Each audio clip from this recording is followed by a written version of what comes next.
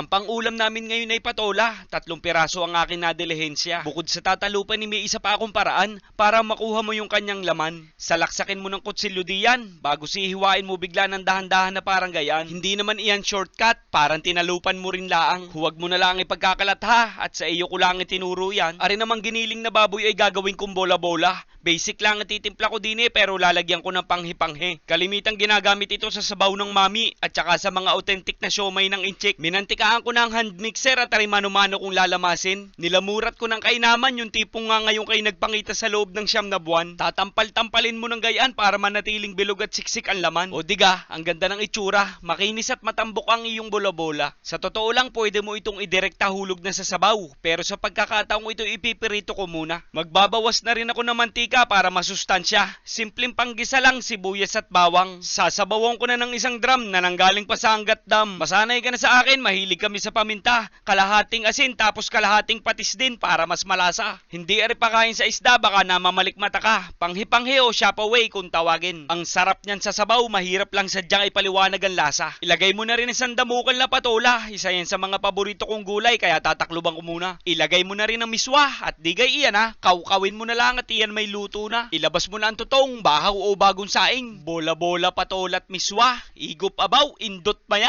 Ay inang!